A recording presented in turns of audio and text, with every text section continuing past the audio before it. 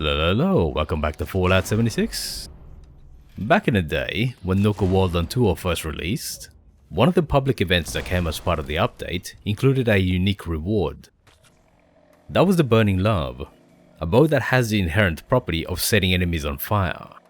If you combined it with explosive arrows, that would set every enemy hit by the explosion on fire. At the time, that was fairly unique, and the Burning Love was a very good introduction to bows for people who hadn't tried it before, like myself. But damage over time was reworked with the latest update, and if you look at the numbers, let's just say that they're very interesting.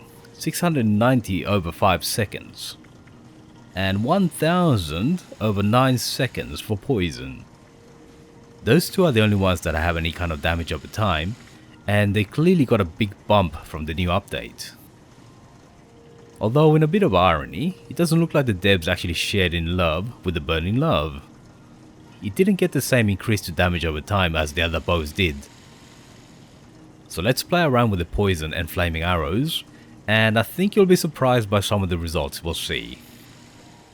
Before we do that though, let's take a brief look at the cards that I'm using. So I've got 9 levels of Archer perks that gives me 60% extra damage. Then I've got Bow Before Me, which gives you armor penetration and a chance to stagger. It's basically the bow version of Tank Killer. I'll also be using 5 levels of Demolition Expert. And under luck, we've got Critical Savvy to get more criticals, and Better Criticals to increase our critical damage.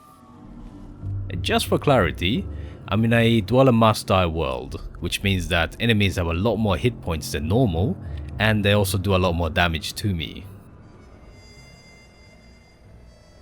So I'm using a bloodied bow with the poison arrows, and because I'm a low health player, that should give me 1432 damage over 9 seconds, as well as a bit of physical and a bit of poison damage on hit. You can see that it's very effective against humans at least. And the thing about bows is that you tend to remain stealthy. They're stealthier than most other weapons. But you can see that any enemy that we hit actually does basically die. Takes a bit of time, but they do die. And we're still under caution. We've killed quite a few enemies, but we're still under caution only. That's how stealthy bows are, basically.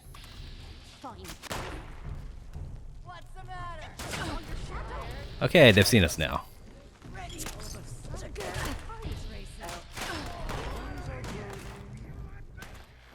And the thing about bows is that, because they're so powerful, you'll always end up with a surplus of ammunition.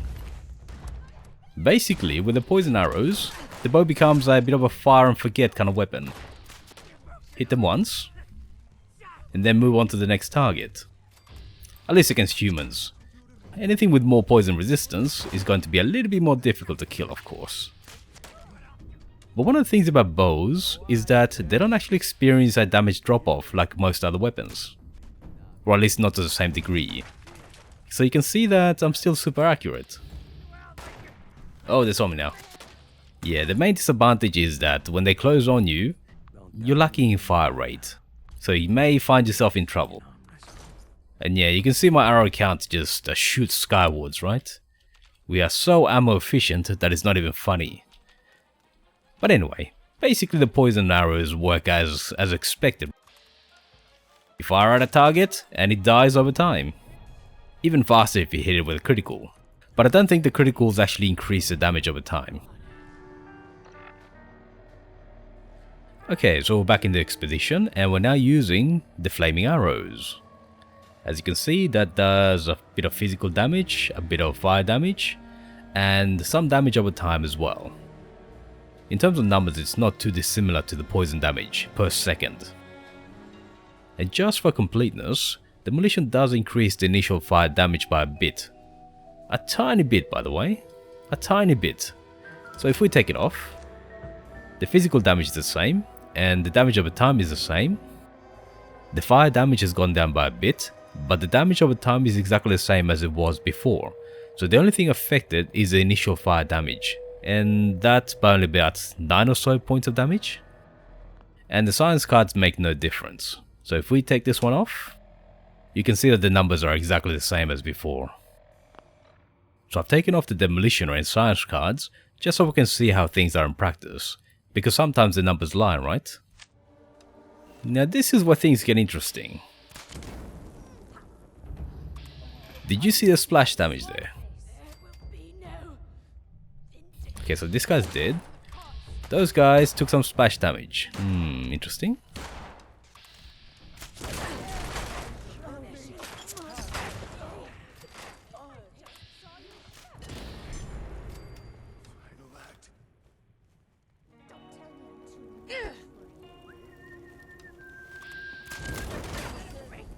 So basically one headshot pretty much guarantees that they'll die.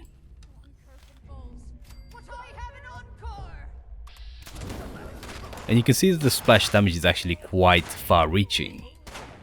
So the enemy you hit with the bow takes some initial damage and gets some damage over time, but everybody else within the splash radius also gets damage over time.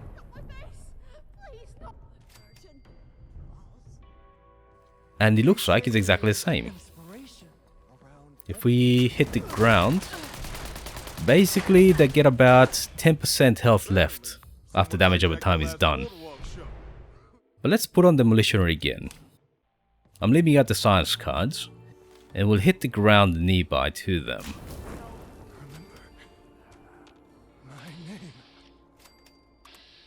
I think they both died from splash damage. Although that could be adrenal reaction. So, yeah, and also let me take off adrenaline, because I think that's kind of messing up their calculations. Okay, so you hit the ground. Okay, so despite the numbers not showing it, the Demolitioner does actually increase the damage over time. Before, the splash damage was leaving about 10% of the health. But now it's guaranteed to kill them. It just takes a bit longer, but they're guaranteed to die. Okay, so you definitely want Demolitioner on. That I didn't know before this test.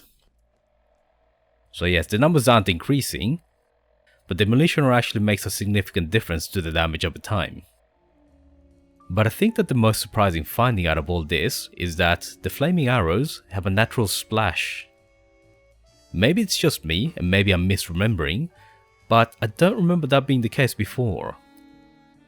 It definitely wasn't the case when I was testing Burning Love. You had to use the explosive arrows in order to apply the burning damage in an area. But now it just looks like flaming arrows just do that naturally, which again is different from the way poison arrows behave. So I think flaming arrows doing area damage is actually a glitch. A beneficial one for us, but then again it means that it might not last for very long. Okay, so apparently humans are just too puny to show us the actual effects of the cards. So I've come over to West-Tech, and as a first test, we'll try it without any Demolitioner or Science levels. And we'll just rely purely on the splash damage. So that's 4. Right, so that's what? Up to the T? Just beyond the T. And for the second test, we'll enable Demolition Expert 5. And of course no adrenaline perks, which means we shouldn't get any variation across the tests. Right, it goes all the way up to the second T, just based on damage over time.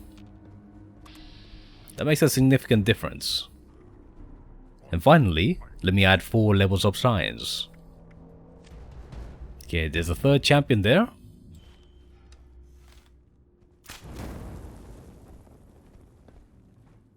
Right, so Science makes no difference. That's exactly the same as Demolition of 5 only.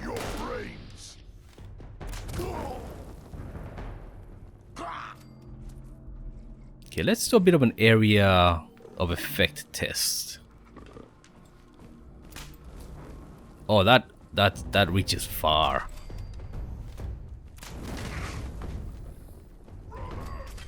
That reaches far. Yeah, that's very effective. So you can actually hit around corners, right? Even if the enemies are kind of like hidden, you can still hit them with the splash damage. And another difference that I noticed between this bow and the Burning Love is that we can't set ourselves on fire. With the Burning Love, you could actually set yourself on fire, and that would be actually quite dangerous. It was kind of like the cremator before the cremator. But with this one, we can't set ourselves on fire. So that is an extra bonus. But let's not forget about the explosive effect. That made the fire damage have an area of effect, instead of just burning one enemy. Okay, now we have an explosive bow, and we're testing the poison arrows. And while we're here, let's also test the effect of Demolitioner and Science cards. In this case, I've removed them all. Yes, so it works as expected. The explosion applies damage over time to enemies, and goes down to the U. The mutant. It's a little bit more powerful than the flame effect. Okay, we'll do that again. Area of effects. 14 damage. And it goes down to the U once again. So the explosion isn't having that much of an effect, is it? Now let's try with Demolition Expert 5. And no science cards. Okay, let's try with this guy. Demolition of 5. Bit more explosion damage, and it does actually increase, yes. Nice try. Before it was down to the U and mutant, but now it's down to the P in super, so yes, it does make a difference.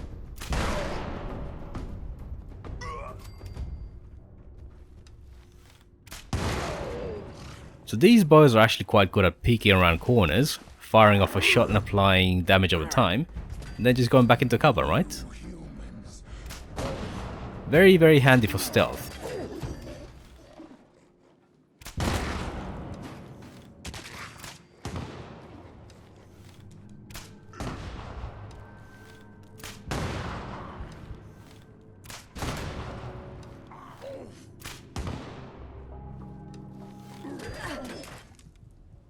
Someone there?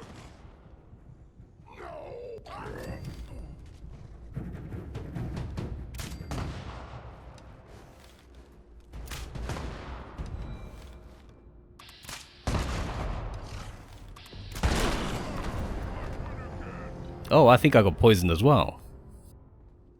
So let's test that. Can we poison ourselves? Yes, we can. So it's kind of like the Burning Love. So overall, the explosive bow with poison arrows works very similarly to the Burning Love. The explosions seem to be noticeably louder, but I don't think they interfere with your stealth. So yes, as you can see, the poison arrows are quite dangerous to yourself. And finally, let's try an explosive bow with flaming arrows. Now one thing that should stand out right away is that the numbers have increased a bit.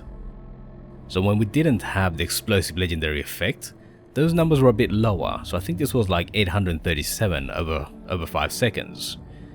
I think this was like 170 or 160 something. And I think we'll go straight to Demolition Expert and Science with this test, because I think we've got a fair idea of how the two cards work. Right, so that's a level 100 Super Mutant Champion. We'll go straight with Area of Effect only.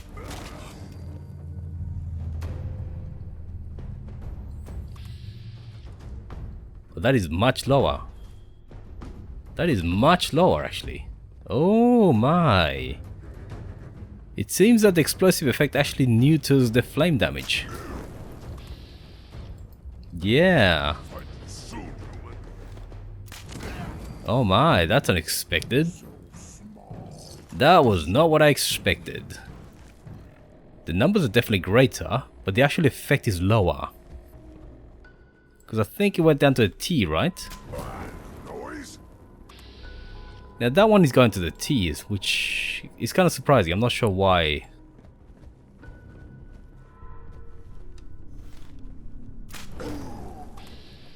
Yeah, that was also going down to a T. Not sure what happened there. Maybe it was a temporary glitch.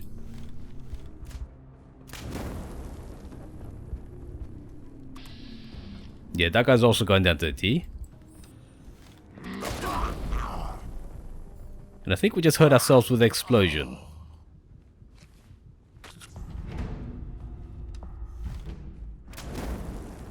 So we still can't set ourselves on fire, which is good news.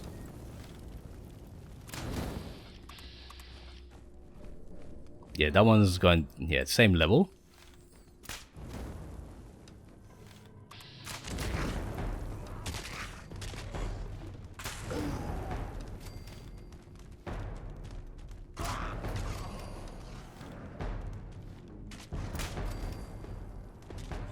I don't know if it's just me, but maybe the explosions are a bit bigger? Is the area of effect a bit bigger? I don't know. Kind of feels like it could be.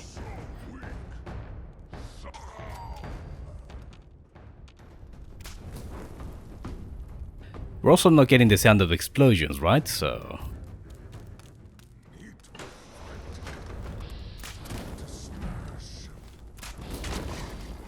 maybe the case of the glitch on the flaming arrows is somehow countering the explosion.